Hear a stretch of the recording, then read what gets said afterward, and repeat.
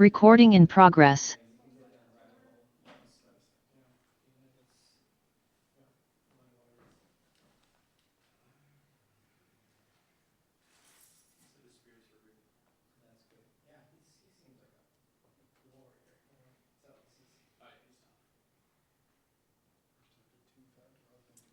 Haven't been over here in a while.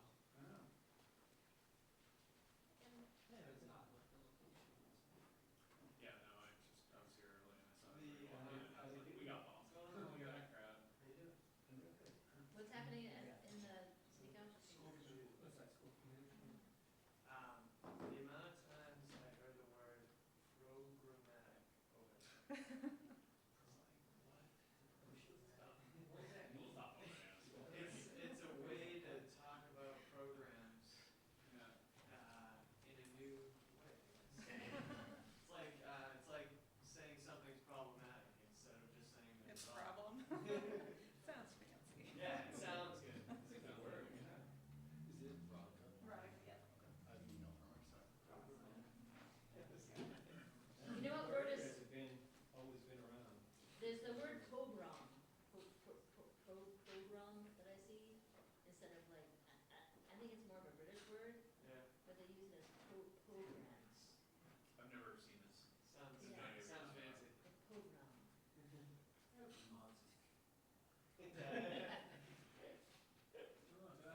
Almost sounds too much like problematic.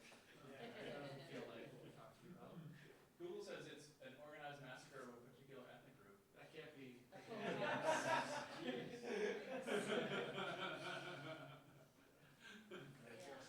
These microphones I hope not. Not recording. I'm driving. Yeah. The tech guy.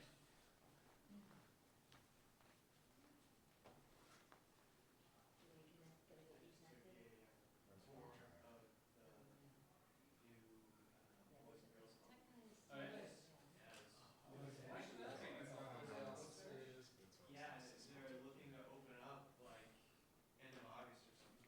What's in the new part? What are they? I think I'm just gonna have to share my screen. So they have Jim's like in the back. Do you know if the Yep, sports the have old plants that pool Yeah. is pretty much all filled the in, town and now that's like the new Okay, cafeteria. so And they have like a team. There's 2 floors, and it's all new construction, so it's like added. Yeah. What Yeah, from what was there. Yeah, and they have like a teen room. The new music room is gonna be down there. I just met the kid. He's in charge of Lowell. He's like one of the most tenured people there.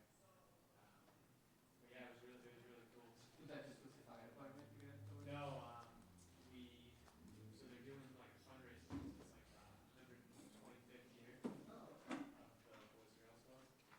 So yeah, it's nuts. So they have, I'm getting back into it.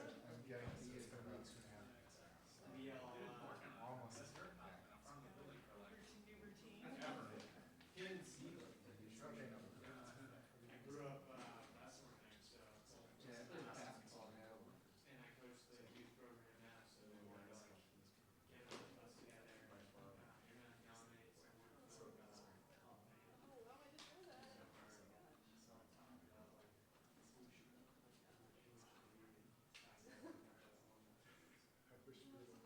wish we They're were. just like chill by the time. unfinished stuff. Yeah, it looks nice.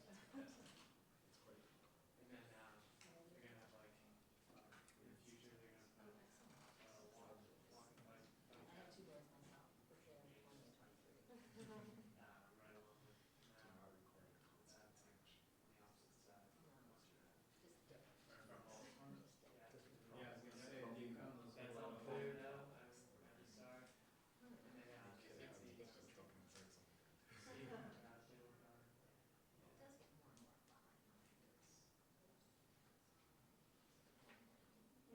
You ready? Steve's on.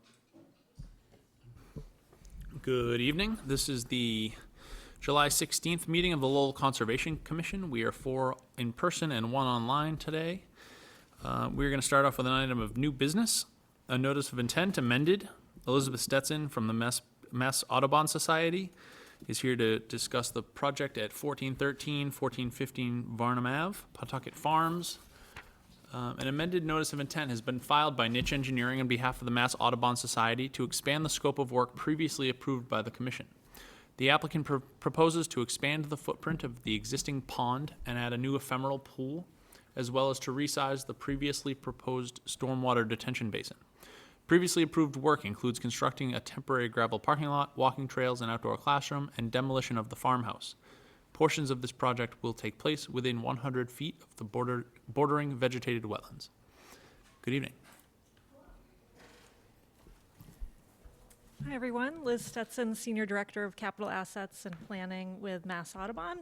I'm going to just provide a little bit of kind of context and background for why we're proposing this amendment, and then I'm joined by Jonathan Hedlund with Niche Engineering, who will walk you through kind of the specifics of the plan. But I think our initial NOI and kind of our goals throughout this project as far as stormwater management have been to kind of address stormwater management in a way that meets the requirements and is kind of best practices for stormwater management, to protect the adjacent farmland from the pond from flooding so that we can continue to farm that area of the property, and then lastly to ensure that we're managing stormwater in a way that's ecologically and beneficial, and also provides educational opportunities. So I think we achieved all of that in our initial NOI. Since that was submitted and approved, we've had, the benefit of some additional time owning the property to kind of observe conditions on site and also do some additional soil analysis. And through that process, I think our initial NOI focused on addressing surface water runoff, but we feel that groundwater runoff is also a significant contributing factor to the pond overflowing. And so that was kind of what initiated these changes to make sure that we're addressing water management on the site, both surface runoff and groundwater. So to do that, there's kind of 3 changes proposed that are within the wetland buffer, and that includes expanding kind of the pond edge. For those of you who are all familiar with the site, know that it's very steep and kind of hard edge as it exists currently. So by kind of expanding the edge of the pond to the north and the east, we're able to really create a more gentle slope on the pond edge, which gives us an opportunity to have more diverse vegetation in that area and ultimately create, habitat for a wider variety of amphibians, turtles, and other critters that might inhabit Pawtucket Farm. So expanding the pond edge, that also has allowed us to create this ephemeral pool, which again, offers opportunity for greater diversity of vegetation, better habitat, and kind of improved ecological function. Also gives us another kind of educational opportunity on the property. And then lastly, the kind of reduction in size of the initial rainwater garden that was proposed. So those are the kind of 3 changes that are occurring within the wetland buffer, all of which we think are going to result in a better project ecologically and in terms of educational opportunities. So that's what brings us here today, and I'll turn it over to Jonathan to talk about kind of the specifics of what we're proposing.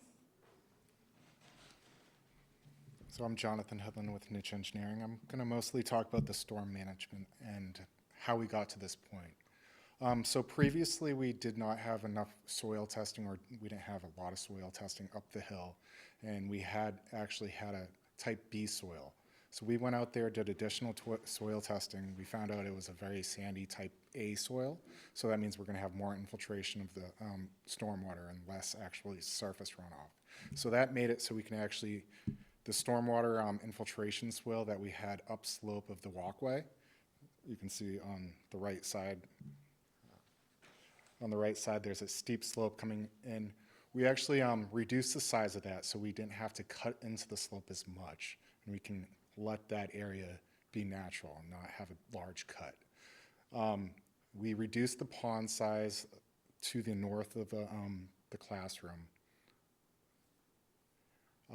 And this all meets the stormwater standards because of the infiltration rate and the good soils within this area. So all the mass standards are met, Lowell stormwater regulations are met as well, so.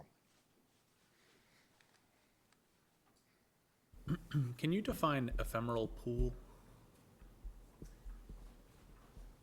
Sure. I mean, I think there's, unlike a vernal pool, there's not as much of a clear definition, but essentially what we mean is that as we're able to kind of ease the edge of the pond, the grade of the pond, there's an area that can kind of overtop fill with water as the water level rises, and then that would potentially evaporate, through the season. So it's not permanently having standing water in it, but that's an area that allows, again, kind of greater diversity of vegetation and habitat. Are you expecting the stormwater basin to always have water in it? No, We are not. yeah. It has to, based on Massachusetts regulations, it has to drain within 72 hours. Okay, So yeah. it's far less than 72 hours. So is it the depth of the water that makes the difference between? I think I they're just designed don't know what differently. this word Yeah, is. I think the ephemeral pool that's part of the pond is more of an ecological feature versus the kind of rain garden is a drainage feature. The ephemeral pool is more or less tied to the pond via the grading. It doesn't have a direct inflow, like a pipe, it's conveyance piping that our current stormwater basin has with an overflow and whatnot. So the ephemeral pool acts more in regards to the relationship with the pond itself.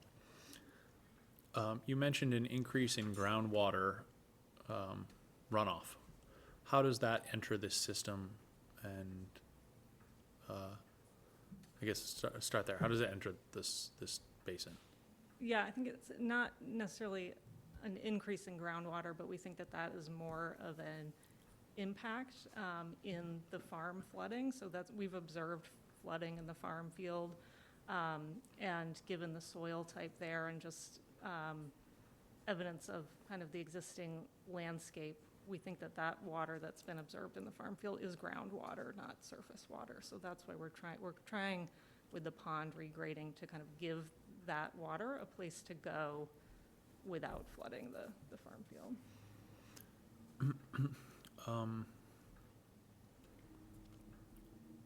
So, without the numbers in front of me, right? You've increased the size of the detention basin,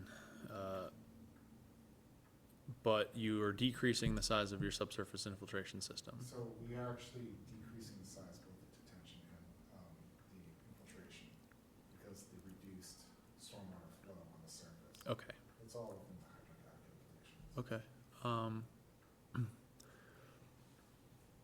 How does the hydrocad take into account groundwater? Groundwater does not take into account groundwater. That's So is this just an assumption that you're making here? spoken with Julie.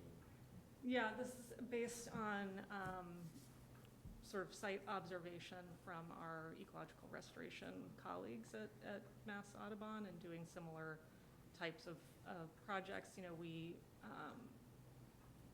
We have not, as I said, observed evidence of a lot of surface runoff, but it's clear that we're not as flooding, so that was part of the kind of theory that groundwater was the contributing factor. Okay. I thought you said that you're reducing the slopes of the detention basin? With the pond, yeah. The So the large pond. pond. Yeah. That's part of, well, okay, that's, Yes. So we're adding capacity more or less to that pond. okay. I want to take one more look through the drawings. Anybody else got any questions?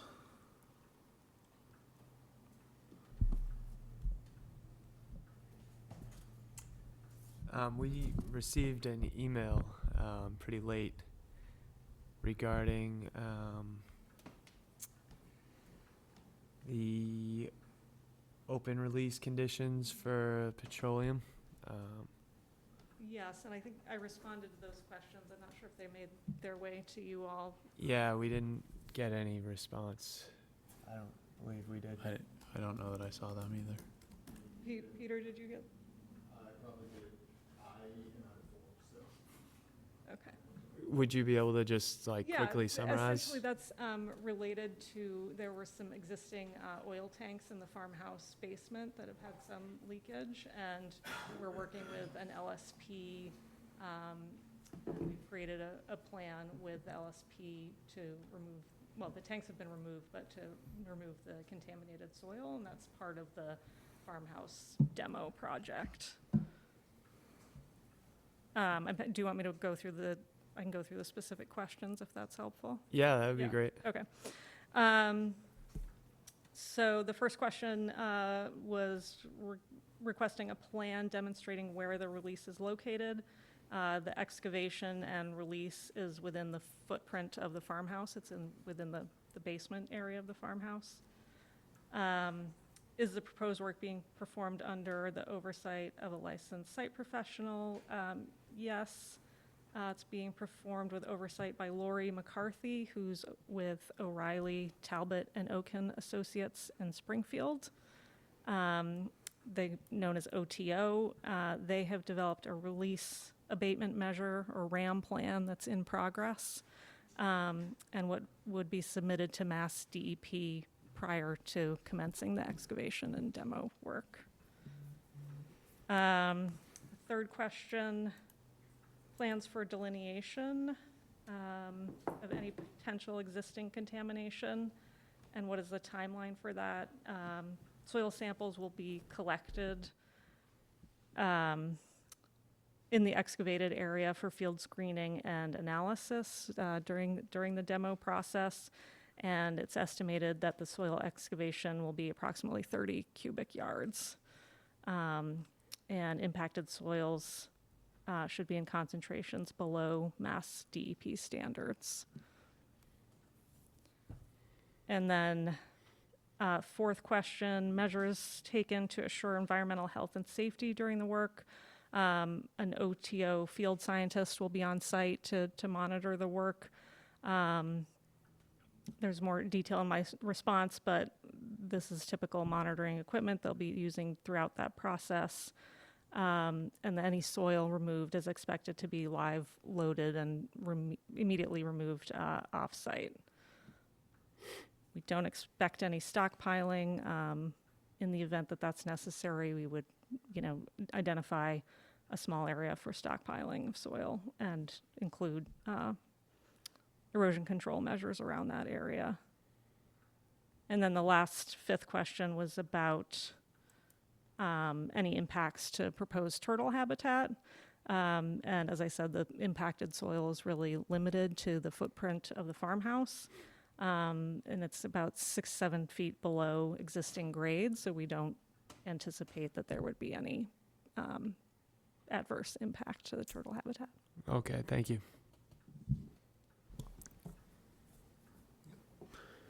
Go ahead. Do we know what size tanks, of oil tanks they have underneath the ground? Is there any idea specifically? I would have to confirm that. They're not below ground, they were just in the basement. okay, Yeah, they're just okay, I'm sort of sorry, I basement, misunderstood. residential size. Oh, if they're above, then that's much easier, okay.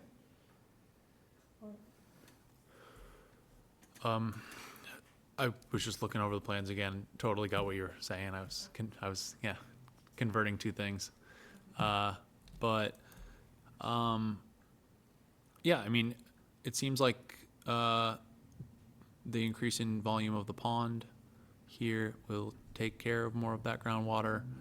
You don't need as much of the stormwater basin because you're not expecting as much surface runoff. I still don't know exactly what an ephemeral pool is, but I'm sure it'll be lovely. Your planting on reduced slopes along the pond will be better for the experience there. It seemed like engineering was fine with all your calculations, and so I won't scrutinize them. Any final thoughts? Just a do we approve the amendment or do we? We start by offering the people, the public, an opportunity to speak because this is an NOI. Does anybody want to speak from the public? Online? I would take a motion to close the public hearing. Motion to close. Seconded. And then we would look for a decision on the amended notice of intent. Typically, we approve one with a standard order of conditions, or any other special conditions we desire, or we deny. We have to create a new order of conditions. I think so. Standard, yeah. Yeah, this is a whole new project, Yeah. really. I mean, this overrides our previous NOI filing. Yeah. There, not ours. All of ours. We're gonna hang out there. I'll make a motion to approve the amended NOI and issue a standard City of Lowell standard order of conditions. Before we take a second, did we take any special conditions on previous approvals? I don't think so either. I don't think so. Would it be possible to confirm that, Peter? Yep. Thank you.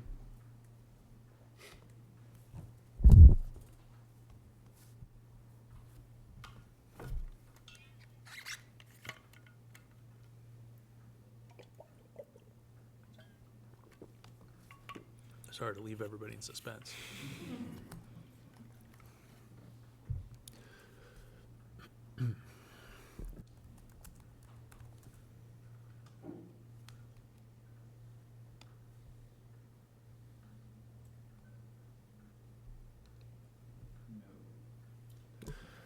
Take a second. I'll second it. Any further discussion? All in favor? Aye. Aye. Thank you very much. Good luck out there. Thanks. Yeah. Next up, we have a request for certificate of compliance, Francisco Camacho, 24 Cresta Drive. The project location is 91 Leonard Circle. A request for COC has been filed by Francisco Camacho for an OOC issued on June 7th, 1989, for DEP file number 206320. Hello. Good evening, Mr. Chairman, members of the board. For the record, David Plunkett, representing the petitioner. Mr. Chairman, this is a title issue that came up. The Camachos owned the property since 1991.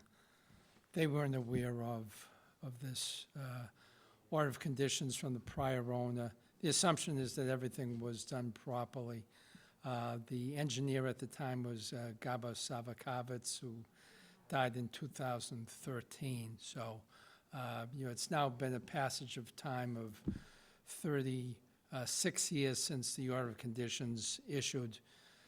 The Camachos owned the property since 1991, so they owned it for 34 years. And right now, it's a situation, in order to sell the property, they had to put money in escrow to allow for presentation to the board. They asked for your acquiescence, and given an order of conditions, just from the perspective with the passage of time, there's never been any issue brought before them during their 34 years of ownership, nor any complaints ever made, and we just asked for the board's agreement to issue this certificate. I have no comments.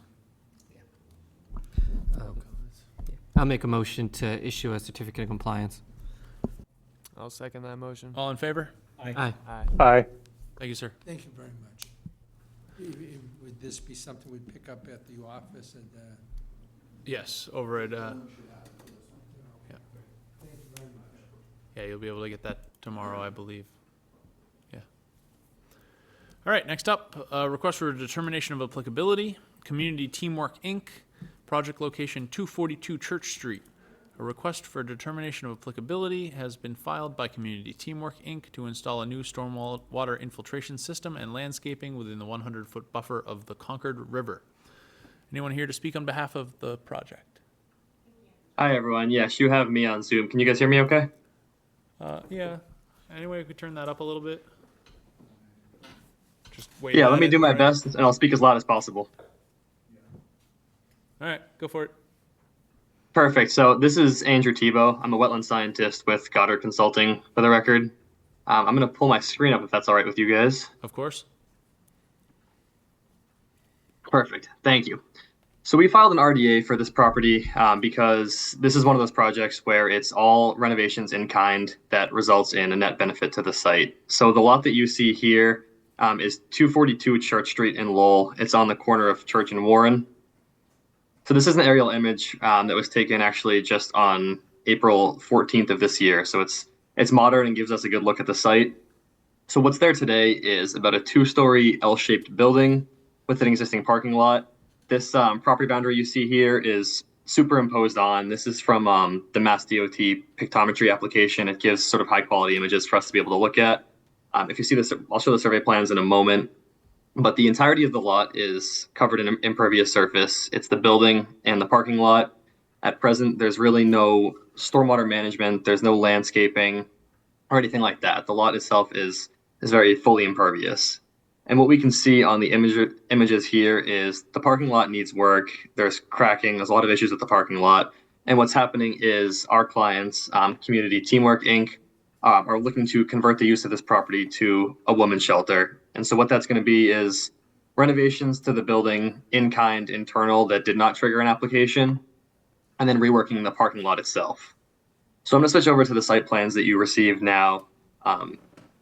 This property is in close proximity to the Concord River. So on April 18th of this year, Goddard's office went out and we delineated the Concord River. As we can see on the site plans, there's a steep slope that goes down off the property. It's a sort of flat grade in the area here right behind the building, and then it tapers down pretty quickly. So we have well-defined banks of the river with what we call a fringe bordering vegetated wetland that just comes up a little bit higher than the bank. And so we have the 25-foot riverfront area entirely outside of the project site, and then the 100-foot buffer zone clips the site. So what we're proposing to do is to rework the parking lot here, to incorporate stormwater management, to repave, and to introduce some concrete pavers. So at present, there's a retaining wall that we see along my cursor here, and then there's an upper and a lower parking area. As we saw in the photo, it's fully impervious. And what we're proposing to do now is to separate in the reworking here. So there's going to be, the retaining wall is going to remain, and there's going to be 2 retaining walls added. Where we see my cursor here, that part of the concrete is going to be converted now to a concrete paver area. The area that we see here is actually going to be landscape beds in between the parking lot, so a reduction of impervious surface, and there'll be repaving of the remainder of the parking lot. So what that will do is allow us to install stormwater infiltration units below the surface of the parking lot. So at present, there is no stormwater management. We're going to install 2 different Coltech systems, one underneath the concrete pavers and one within the parking lot itself. Those will be fed by catch basins, and then also the roof gutters will be redirected to run into the dry well. So the goal is to have a big increase to stormwater management on this site over existing conditions. And then we also have a landscape plan included. So as we saw in the aerial, at present, it's all parking lot within this area. What we've done is we've added some retaining walls in the areas where we're reworking. And this has allowed us to include some landscape vegetation in there now. We have 39 trees and shrubs, and then 20 herbaceous plugs proposed along here. So all in all, this has allowed us to reduce the impervious surface cover on the site by 172 square feet with the renovations. So we filed an RDA because we feel that these renovations were all a net improvement to the site, but I'm certainly here if you guys have any questions. Thanks for your presentation. Just to summarize, this creates a buffer from the street. It is on the far side of the building from the Concord, and it is all well inside a small area of parking lot here at the southwest corner of the site at Church and Warren. I don't see any risk of impact other than erosion control. Have you defined in your plans how you'll be making sure to keep the soil on site? On the plan set itself, there is not one. So if the commission wanted to attach a condition to the determination just to include erosion controls, we would be happy to do that. Although it's all on the interior in the parking lot, you can certainly wrap erosion controls around the entire exterior of the building. I certainly don't think it's necessary to go around the outside of the building. Great. I would imagine probably you'll end up wrapping it from the building corner to building corner through the intersection at Church and Warren, but keeping off the city sidewalk unless it's absolutely necessary. Agree. We don't anticipate it to be. Yeah, it doesn't seem like it's much big lift excavation here. So, Nope. So that sounds great to us. We're happy to do that. anybody else? I'll make a motion for -3 determination. Second motion. Would it be possible to add a With expectation of condition for erosion control. can we attach a condition to a -3 determination? Yeah. Okay. Then that's what I would vote for. Yeah, perfect. Okay, with the condition that they do proper erosion control along the streets, along the roadways. Second motion. All in favor? Aye. Aye. Aye. Aye. Thank you. Great. luck out there. Thank you all. Appreciate your time. Next up, we have an emergency certification at by the City of Lowell at 20 Holt Circle. An emergency certification was issued on 7/3/25. The applicant was performing a small breach of the existing beaver dams to allow water to flow and abate the emergency. Any questions, comments, concerns? I'll make a motion to ratify the emergency certificate. Second motion. All in favor? Aye. Aye. Aye. Aye. Aye. And they were already done the work, so do we withdraw now? Forget how this works. We just ratify and we're good to go. Okay. Yeah. And we're gonna do the same thing again. Emergency certification, City of Lowell, 141 Black Brook Drive. Another emergency cert on 7/3. The applicant was performing a small breach of the existing beaver dams to allow water to flow and abate the emergency. Make a motion to approve the emergency certification. Second motion. All in favor? Aye. Aye. Aye. Aye. And we have our 6:25 meeting minutes. Any questions, comments, concerns? Motion to approve the meeting minutes from 6:25. Seconded. All in favor? Aye. Aye. Aye. Peter? All good? Okay. Motion to adjourn. Seconded. All right. Thank you very much and have a good night. Good night.